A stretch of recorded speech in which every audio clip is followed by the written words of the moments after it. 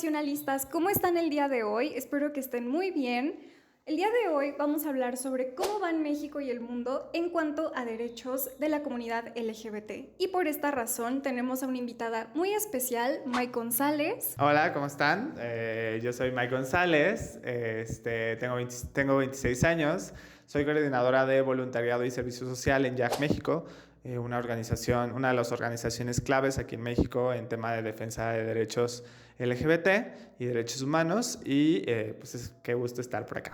Junio es el mes donde celebramos la diversidad de la comunidad LGBT. Ante esto, ellos buscan poder expresarse y existir libremente ante una sociedad que históricamente les ha oprimido y violentado por la discriminación y desigualdad sistémicas. Es muy importante que hablemos del contexto que viven actualmente. Así que comencemos con el video. Las conmemoraciones del orgullo comenzaron con los disturbios de Stonewall. Desde entonces hemos visto avances significativos en México y en el mundo en cuanto a derechos de la comunidad LGBT. Por ejemplo, en la última década, 17 países han dejado de condenar la homosexualidad y 36 países han legalizado el matrimonio igualitario. En México se han alcanzado logros como la primera contabilización oficial del INEGI a la población LGBT. Y otras instituciones, como la Suprema Corte de Justicia, reconocieron el derecho de las infancias trans a rectificar su género en las actas de nacimiento.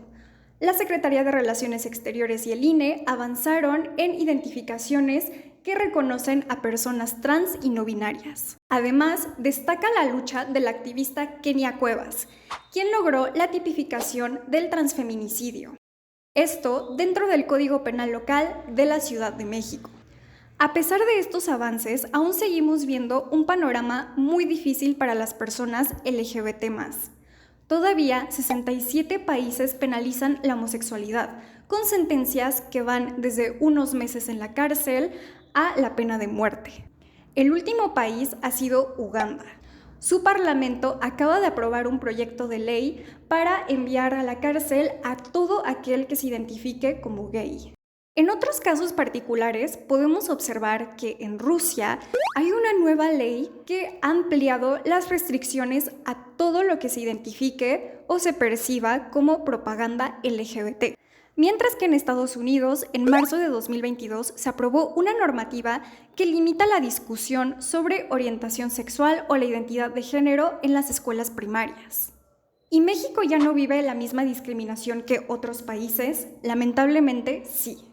El Observatorio Nacional de Crímenes de Odio contra Personas LGBTI+, señaló que en México las minorías sexuales fueron víctimas de 305 hechos violentos motivados por el odio de 2019 a 2022, incluidos asesinatos, desapariciones, atentados a la vida y suicidios. Jimena Manríquez, coordinadora del observatorio, señaló que por cada caso que se documenta existen otros 3 que no fueron contabilizados. Agregando a esto, México es el segundo lugar en número de crímenes de odio contra personas LGBT en América Latina, tan solo después de Brasil. Según el informe de muertes violentas y crímenes por prejuicio contra personas LGBT+, en los últimos 5 años suman al menos 453 asesinatos motivados por el odio. Particularmente, los crímenes de odio contra las mujeres trans se han incrementado en el país, ya que existe una negación por parte de las autoridades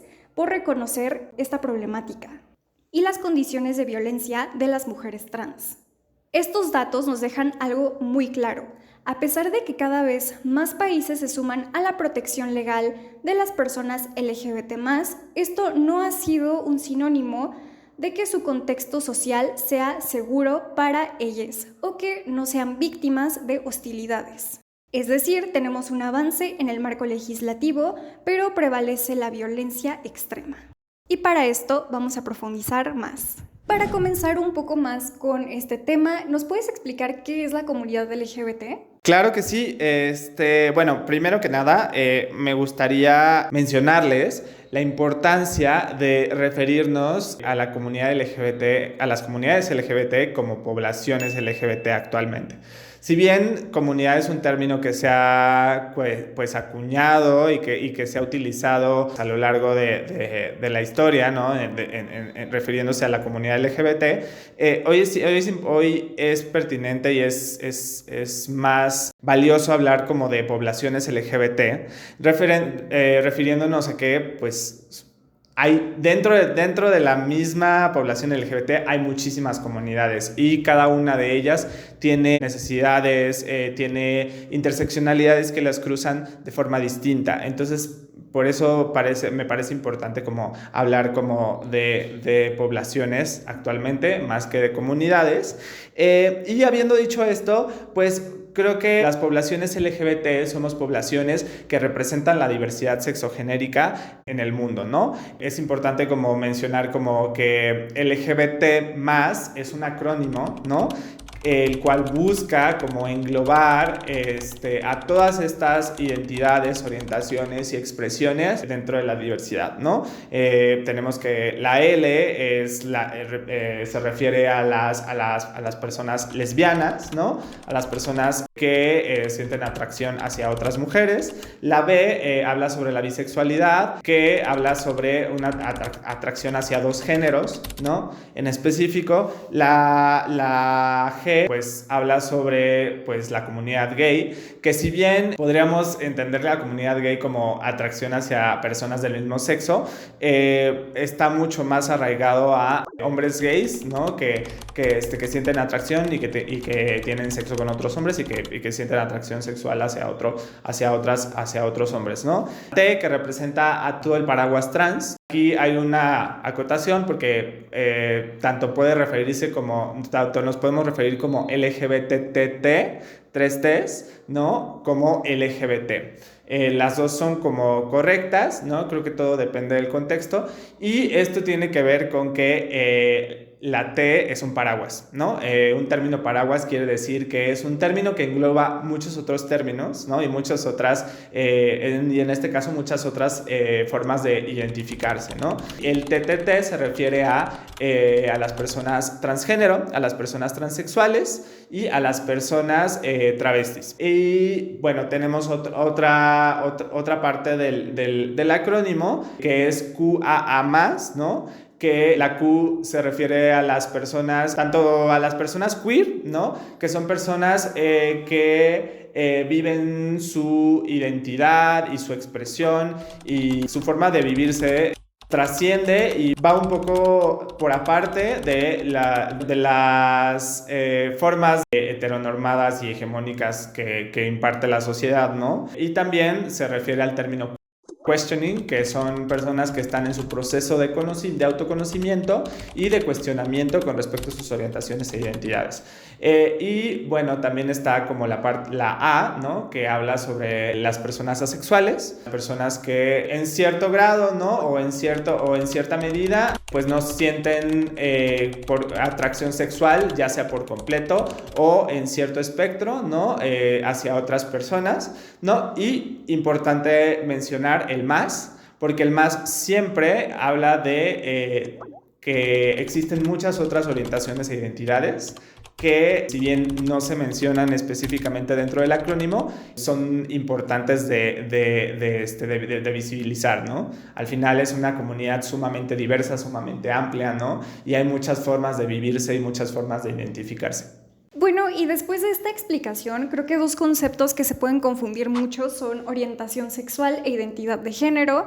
Entonces, no sé si nos pudieras explicar un poco más sobre estos conceptos. Pues actualmente creo que, es importante mencionar que nos referimos principalmente a tres conceptos distintos, ¿no? Por una parte, tenemos justo la orientación sexual, que es toda esta atracción que sentimos hacia otras personas. Tiene que ver con toda esta parte de lo que nos gusta, lo que nos hace sentir atracción o no nos hace sentir atracción sexual, ¿no? Esto tiene que ver específicamente con un tema de sexualidad, ¿no? a diferencia de la identidad de género, ¿no? Ahorita regresaré un poco más a ahondar específicamente sobre la orientación sexual, pero me gustaría hacer esta diferenciación con la identidad de género porque la identidad de género tiene que ver con un tema más, justo como su nombre lo dice, de identidad, de lo que nosotros nos hace sentir nosotros, ¿no? Lo que nos hace percibirnos, pues visibilizarnos, contextualizarnos en nuestra realidad y en nuestra sociedad. A eso se refiere la identidad de género, ¿no? Todas estas cosas con las que nosotros pues podemos construir nuestra propia pues identidad y nuestra propia percepción de nuestra libre personalidad dentro de la diversidad, ¿no? Y tenemos otro concepto, pues que los tres van de la mano, ¿no? Que son distintos, pero se conjuntan, que es la expresión de género. Y la expresión de género tiene que ver con cómo nosotros... O sea, si la identidad tiene que ver con nuestra parte más interna, más esencial, más personal, la parte que nos define como seres humanos, la expresión de género tiene que ver con cómo nosotros expresamos y cómo nosotros, pues si reflejamos esa identidad de fuera, ¿no? Hacia afuera, hacia la sociedad y hacia la gente que nos rodea, ¿no? Entonces la expresión tiene que ver con un tema más como de cómo nos comunicamos, cómo nos vestimos, cómo hablamos, cómo decidimos reflejar nuestra identidad de género, ¿no? Entonces, esos tres conceptos van de la mano. Pero la realidad es que son muy distintos y representan distintas cosas. Creo que en muchas ocasiones lo que sucede es que al hablar de diversidad sexogenérica nos enfocamos y nos centramos específicamente solamente en la orientación sexual, ¿no? Entonces, cuando una persona llega y se acerca contigo y te dice que es una persona trans, pues de repente no alcanzamos a entender porque lo único que tenemos en nuestra percepción y en nuestro sesgo un poco es pues como lo gay, ¿no? O sea, como las vivencias de personas que se viven como personas homosexuales o personas lesbianas, ¿no? Que sienten atracción hacia personas de su mismo sexo. Pero la realidad es que pues la identidad tiene que ver más con un tema de pues cómo nos percibimos, ¿no? Me gustaría darles un ejemplo y pues también invitarles a que visiten las infografías que desde YAG tenemos explicando, que la verdad es que son muy fáciles de entender. Un ejemplo muy claro sería como yo, desde mi orientación, me vivo como una persona homosexual, ¿no? Porque siento atracción hacia otras personas de mi mismo sexo, ¿no? Pero desde mi identidad yo me vivo como una persona trans no binaria, porque mi forma yo de percibirme es, o sea, yo me percibo como una persona que pues no se identifica con el género que se le asignó al nacer. Cuando yo nací, pues el doctor me vio y me dijo como, pues no, es un hombre, ¿no? Pero en realidad yo no me identifico con ese género, ¿no? Me identifico, o sea, ni me identifico con el género femenino, sino estoy en un espectro entre lo masculino y lo femenino y a veces transito entre algo más masculino y a veces transito entre algo más femenino, ¿no? Entonces, esa es mi identidad de género, eso es como yo me percibo, no tiene relación directa con lo que a mí me gusta, sino más bien es cómo yo me percibo, cómo yo decido identificarme y percibirme, ¿no? Y todo eso, pues, específicamente hablando de la identidad de género, pues es un constructo social, o sea, me refiero a que conforme nosotros vamos creciendo, a mí me gusta decir como descubriendo nuestra identidad, ¿no? O sea, como percibiendo, ¿no? La sociedad, vamos, o sea, cómo nosotros nos relacionamos con la sociedad, cómo ciertos agentes externos hacen que nosotros podamos generar una identidad autopercibida como única, ¿no? Porque además, aunque nos percibamos como trans, hay muchas formas de vivirse trans. Aunque nos percibamos como cisgénero, hay muchas formas de percibirse cisgénero. Como personas no binarias, muchísimas formas de percibirse como personas no binarias. Y creo que es lo mágico, ¿no? De la diversidad, que independientemente de la identidad de género, pues la forma en la que uno se percibe y se identifica es única, ¿no?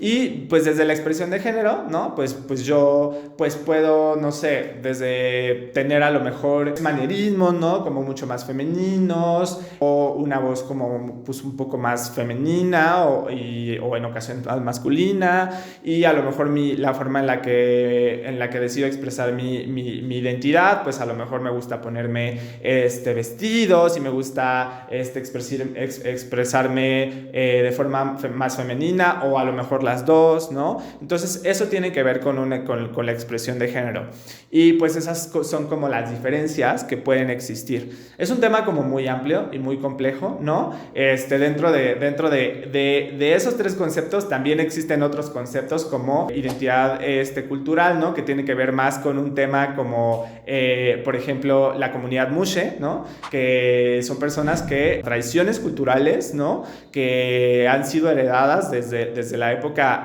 prehispánica, pues siguen estando presentes y siguen estando arraigadas, y aunque tiene que ver si de repente puede relacionarse con un tema de identidad de género, también puede percibirse de forma distinta, ¿no? Entonces, pues es un tema un poco más que complejo, es un tema amplio que es importante como de visibilizar, ya que entiendes como los conceptos básicos, es muy sencillo también como de poderlos replicar y traducir desde la lógica, ¿no? Me parece increíble esta explicación que nos das. Creo que es muy valioso que podamos aprender sobre estos conceptos y también de otros que probablemente no habíamos escuchado. Entonces te agradecemos mucho compartir esto. Y mencionabas un poco del trabajo de YAG. Entonces, ¿nos podrías explicar qué es lo que hace exactamente YAG? Nosotros somos una organización civil sin fines de lucro. Tenemos pues más de 15 años de trabajo pues en defensa de los derechos de la comunidad LGBT. Somos una de las organizaciones claves en México. Me gustaría justo como platicarles un poco cómo nace YAG, ¿no? Sobre todo porque también nuestros ejes de acción y de trabajo tienen mucho que ver con los inicios de la organización y con cómo la organización nació. La organización nació hace 15 años, cuando nuestro director general, Iván Tagle, que es un hombre gay, se vio en la necesidad de salir de su casa, de huir de su casa, debido a que es sobreviviente de ECOSIG, ¿no? ECOSIG son los esfuerzos para corregir la orientación sexual, identidad de género y expresión de género de las personas. Entonces, al verse en esa situación, que además los ECOSIG están marcados por la OMS como tortura, ¿no? Al verse en esa situación, toma la decisión de salir de casa, ¿no? Se ve la necesidad de vivir en las calles por un tiempo, ¿no? Y se encuentra con un grupo de personas también LGBT, ¿no? Que pues viven en la calle y que resisten, ¿no? Y empieza a conjuntar a estas personas que además pues resistían juntos, porque la vida en la calle en muchas ocasiones es una vida como muy hostil, ¿no? Y entonces se empiezan a conjuntar y empiezan a hacer sesiones donde se juntaban para platicar sobre las experiencias como personas LGBT, ¿no? Brindar consejos y talleres con respecto a la diversidad, ¿no? Sexogenérica. De ahí nace YAG, ¿no? De esta necesidad de crear una familia, de resistir en conjunto, en comunidad, ¿no?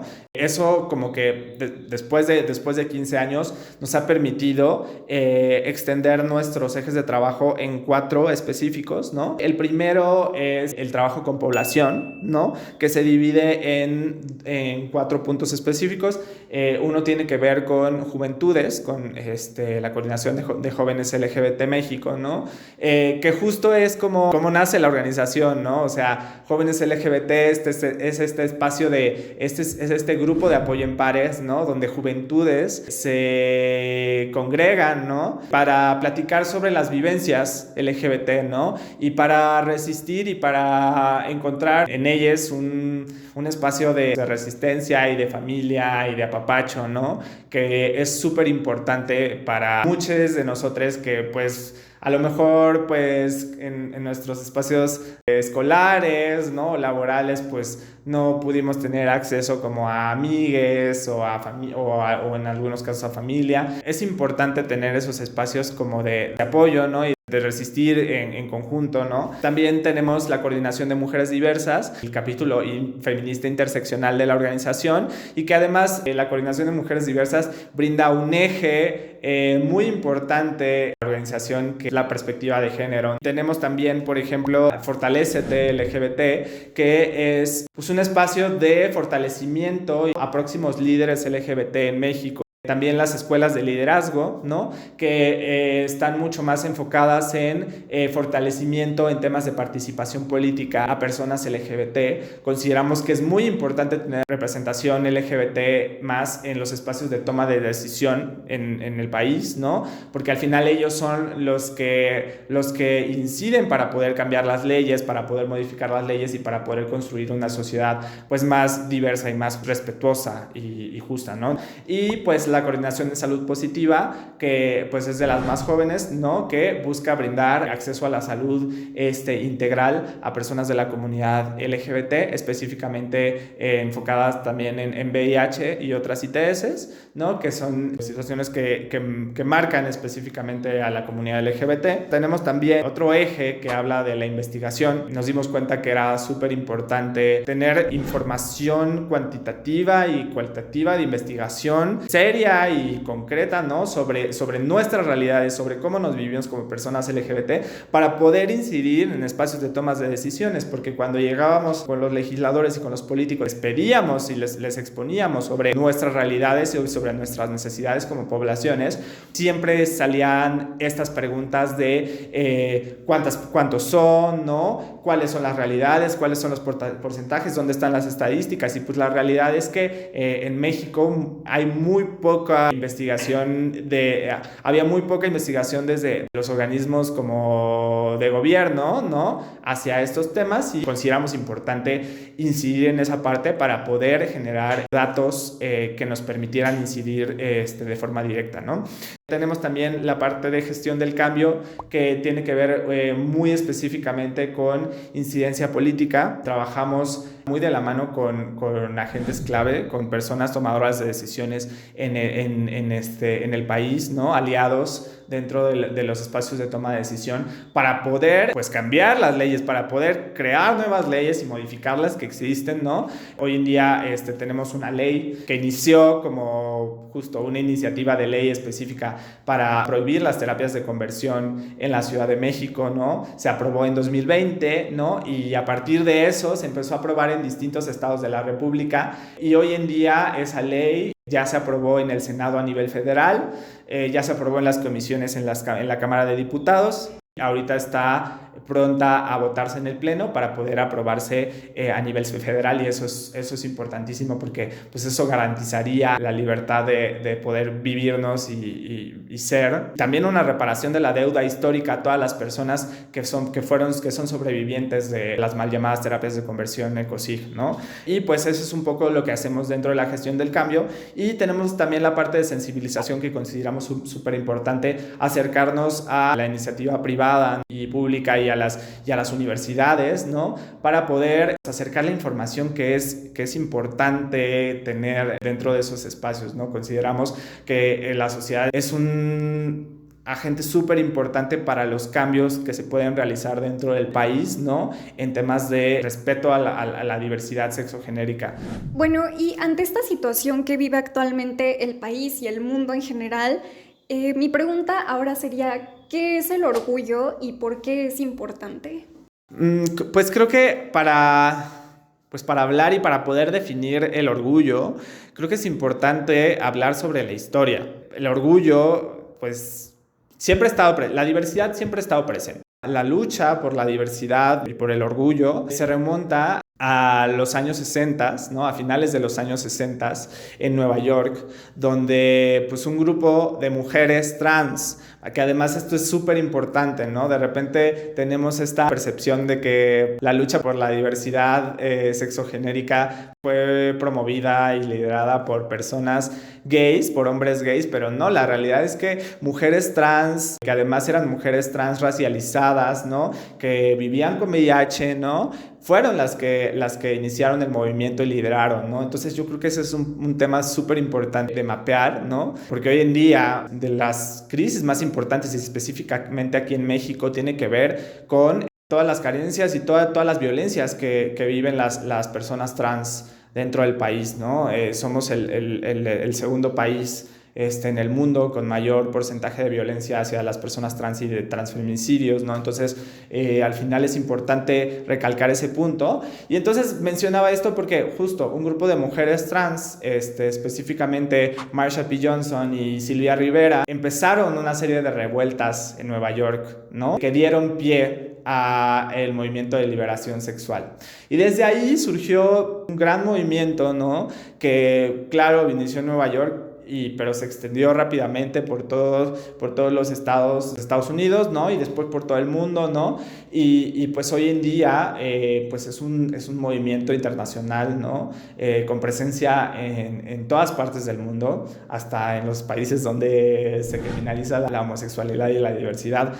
Está ahí presente, ¿no? Hay personas LGBT que resisten esos ambientes hostiles. Es importante recalcar eso porque al final eso es orgullo, ¿no? Es este acto de resiliencia, ¿no? Constante en favor de nuestros derechos, ¿no? Es trabajo, estas acciones radicales que hacemos las poblaciones LGBT, pero que hacemos en comunidad, ¿no? Que decidimos y tomamos, independientemente de las distintas realidades e interseccionalidades que nos cruzan a cada una de las letras del acrónimo LGBT, decidimos y tomamos la decisión consciente de tomar esta acción conjunta en defensa de nuestros derechos, ¿no? En defensa de los derechos, pues, humanos, ¿no? Porque los derechos LGBT son derechos humanos. Para mí eso es el orgullo. Es un trabajo diario, ¿no? De resistir, de incidir, de, pues, alzar la voz, ¿no? Y decir que aquí estamos, ¿no?